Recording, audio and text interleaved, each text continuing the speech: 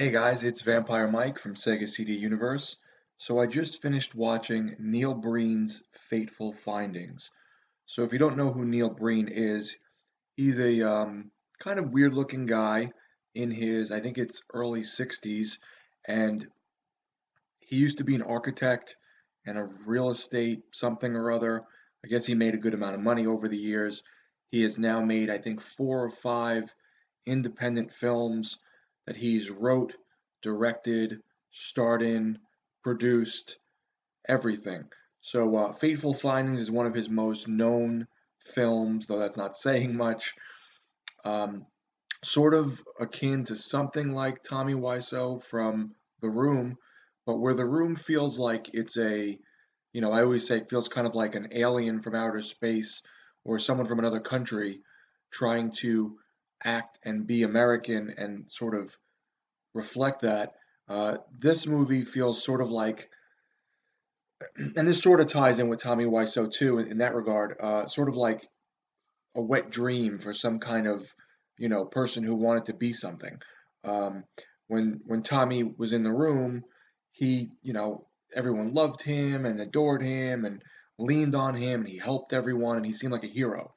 Neil Breen sort of has that going on, so that's where the correlation it kind of ends. But Neil Breen has that going on as well. In the movie, he plays some kind of hacker who has special powers, some kind of like psychic powers.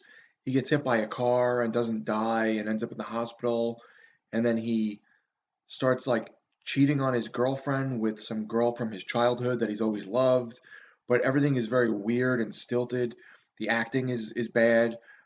Neil Breen repeats himself a lot, so he'll say things like, "I love you, Leah. I love you, Leah," and like he'll say it twice. It seems sort of strange because most people wouldn't say something like that twice. Um, so he does that a lot in the film. He just the scenes are sort of jumbled together in ways. It jumps around in plot, and someone kills themselves, well, gets killed, and then like it keeps moving. It just doesn't like there's no resolve. you know, the person doesn't go to prison for killing the person or get arrested.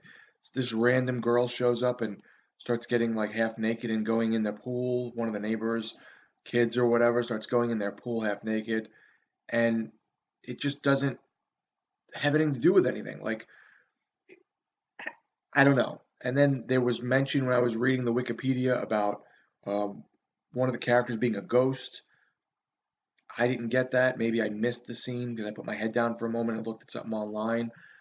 I'm not sure, but if you like bad films, I would definitely say to check out Neil Breen, and in this instance, Fateful Findings. The next, excuse me, the next movie I'm going to watch by Neil Breen is Pass Through. Um, I'm trying to think what else I could say about Fateful Findings.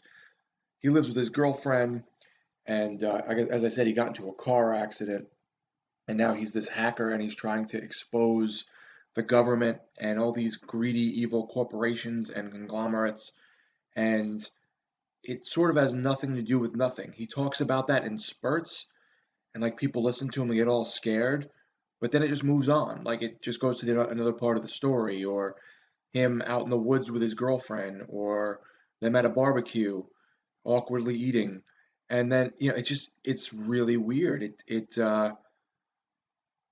like just jumps around from plot to plot to plot, constantly making Neil seem like some sort of hero or role model or something, and then just kind of ends with this reveal by him that he's a hacker.